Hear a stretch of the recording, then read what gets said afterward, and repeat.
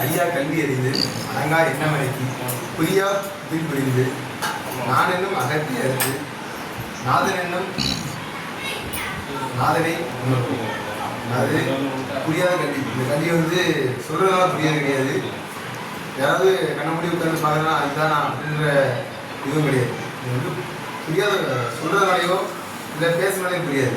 கண்டிப்பாக இது வந்து தேன்னு சொன்னால் இனிக்காது. எப்போ அதை தொட்டு நாக்கால் நக்கி பார்க்குறோமோ அப்போ தான் அந்த கல்வியோட சுவை தெரியும். சும்மா பேசுறதையோ இல்லை இதனாலும் கிடையாது. ஆனால் இந்த கல்வியை நம்ம கற்றுக்கிட்டோம் அப்படின்னா நம்ம மனசுல 1000 எண்ணங்கள் இருக்கும், 1000 குழப்பங்கள் இருக்கும். நாளைக்கு இது நடக்குமோ இது நடக்குமா, அங்கே போகணுமே இங்கே போகணுமே, அதை பார்த்துட்டு இருப்போம், சொல்லி பண்ணிட்டு இருப்போம், இல்லை தொழில் பண்ணிட்டு இருப்போம். ஆனால் நம்ம சிந்தனை ஸ்கூலில் ஃபீஸ் கட்டோம்னா அது இன்னும் ஒவ்வொரு நல்லா கண்ணை அப்படியே நிப்பாட்டியே எமைக்காது. கண்ணை எல்லாரும் எமைக்காது அப்படி மேலே வந்துருப்பாங்க. இருக்கிற கொஸ்டின்ல அப்படியே கண்ணை எமைக்காது. சிரிச்ச முகம் மாதிரி கண்ணை எமைக்காது.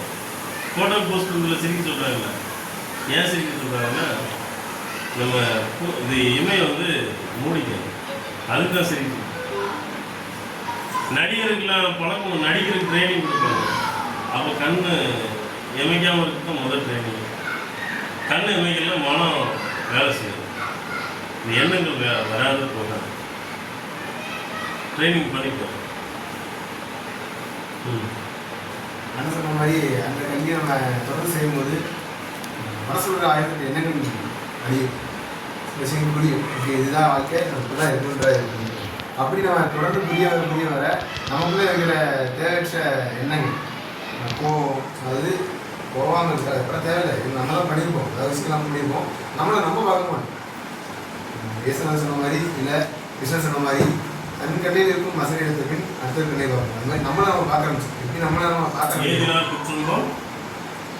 குற்றம் காண்கிற்பின் தீர்மோன்னா மண்ணும் அப்படி நம்ம நம்ம தப்பை எப்படி பார்க்குறீங்களோ அப்படின்னா சில விஷயம் புரிய இருக்கும். அப்போ ஆட்டோமேட்டிக்காக நமக்குள்ள இருக்கிற இறைவன் அவரோட குரல் நம்ம கேட்கணும்.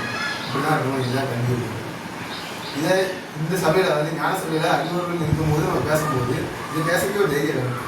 இது நம்ம இந்த கல்வியை இப்போ சிந்தனைகளோ இல்லை நம்மளோட அனுபவங்களோ பேசுறதுக்கு எவ்வளோ தைரியமாக இருக்காங்களோ அப்போ தான் அந்த கல்வியில் இருக்கும். ஏன்னா நம்ம எந்த இடத்துல வேணால் ஸ்டேஜ்லையோ எதில் வேணால் எது வேணால் பேசிடலாம். அது வந்து அடுத்தவங்களுக்கு பேசுறது கிடையாது. அதாவது அடுத்தவங்க பேசணும், நேரில் பேசணும். ஆனால் இங்கே பேசுறது எல்லாரும் உள்ள ரெக்கார்டும். நீ இப்படி பேசுறீங்க, இப்படி பண்ணிருந்தியா, இப்போ பயிற்சி பண்ணு, எல்லோரும் பயிற்சி பண்ணுங்க, எல்லோரும் கல்வியை தெரிஞ்சுக்கோங்க நான் சொல்லுவேன். சொல்லிட்டு நான் போதும் மட்டும் இருக்க மாட்டேன். நான் சொன்னதான் நானும் தெரிஞ்சுக்கணும். நான் முன்னாடி சொன்ன மாதிரி தான் நம்ம பேசுகிற ஒவ்வொரு வார்த்தையும் எல்லாருமே போகிறோம். சாத்திரங்கள் மிக பேசி வாழ்க்கை சமணம். நான் இவருக்கு பாடம் எடுத்தேன்னா இவர் தெரிஞ்சிருக்கணும்ல. ஆமாம், நான் தான் தெரிஞ்சுக்கணும். நான் யாருக்கு பாடம் எடுத்துருக்கேன்? என்ன கரெக்டு தானே? தெரியும். உன்னை பள்ளிக்கூடத்துக்கு அனுப்புனா தெரியுமா உங்க அப்பா? உன் பையன் கூட்டானா?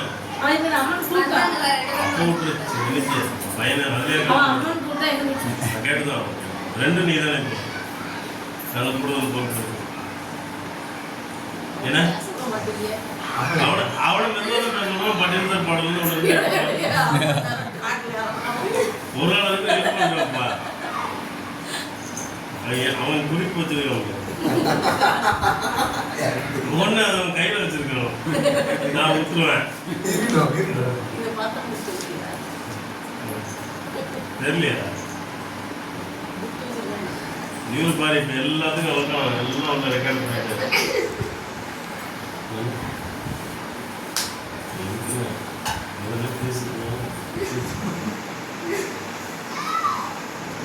அந்த பிண்டம் எல்லாம் அளவுக்கு அழுவாய் நீ கொண்ட வடிவும் குறிப்பெறியேன் பூரணமே. சக்கரத்தின் மேல் இருக்கும் சத்குருவும் போற்றாமல் அகத்தினுடரை விளக்கம் சொல்லல.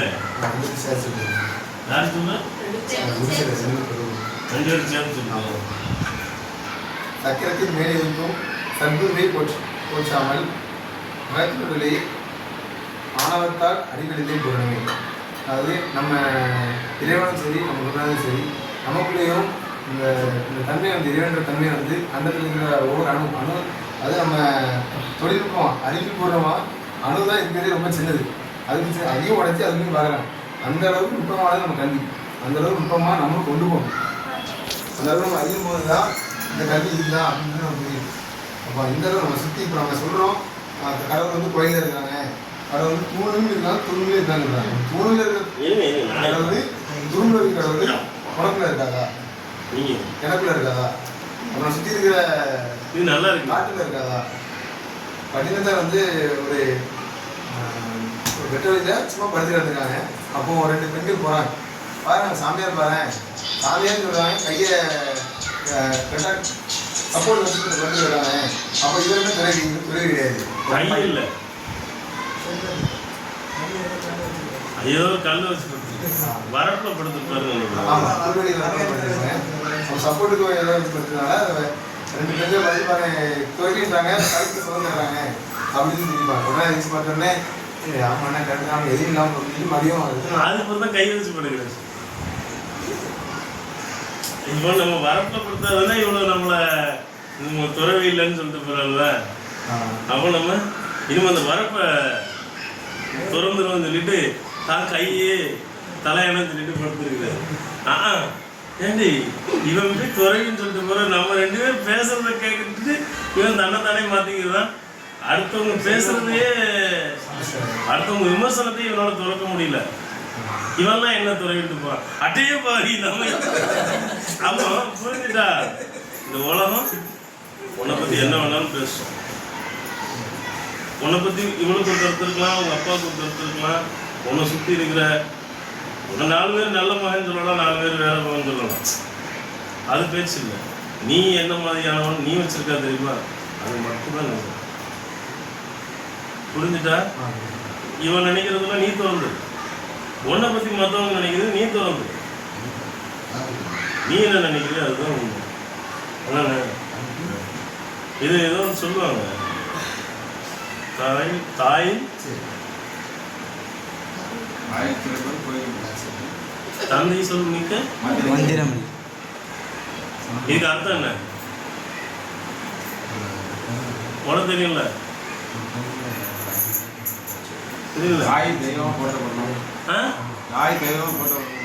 உங்களுக்கு தெரியல?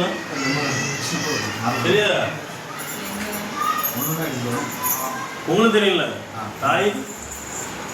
தாய் சிறந்த கோயிலும் அது விளக்கம் தெரியல?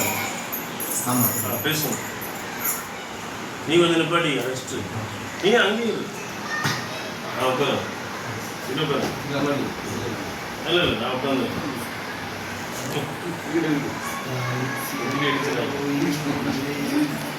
சரி இதாப்பா நீங்க பேசுங்க. கேமரா உங்களை தான் ஃபோக்கஸ் பண்ணுங்க. தாய் சிறந்த கோயிலுமே தந்தை சொல்லிக்க மந்திரம். விளக்கம் சொல்லுங்க, அதை விடுங்க, அப்புறம் பார்த்துக்கலாம். சொல்லுங்க.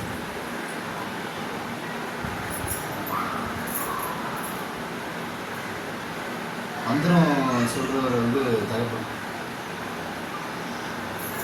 கருவறை வந்து தாய், குழந்தை வந்து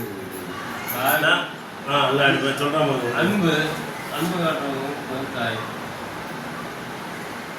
அறிவு அப்பா. சரி நீ யாரு? நானா என் பிள்ளைக்கு அப்பா.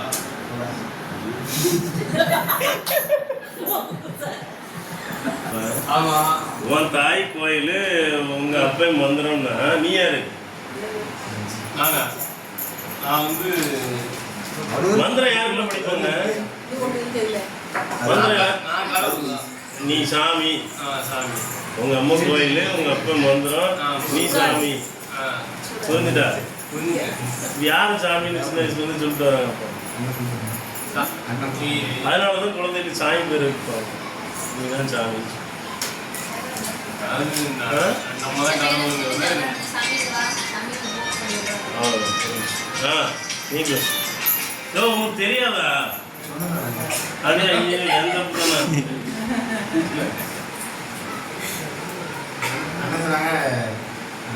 சபைக்கு மாணவர்களுக்கு நிறைய கேள்வி இன்னும் அந்த சில கேள்விகள் வந்து மறுநாள் 8 மணி வரைக்கும் தூங்கவே இல்லை. அன்னும் தூங்கலை. அண்ணனுடைய இந்த பக்கம் கும்பிட கேட்குறாங்க இந்த பக்கம் கேட்டு பதில் சொல்லப்பா அப்படின்னு ஒரு ஆள் கேட்குறாங்க. யார் பதில் சொன்னாலும் கடைசியில் அண்ணன் பதில் சொல்லணும்னு இது அண்ணன் தான் பதில் சொன்னாங்க. ஆனால் ஒரே கேள்வி தான் பல விதமாக கேட்குறேன். அது இருப்பா பச்சு வந்துட்டு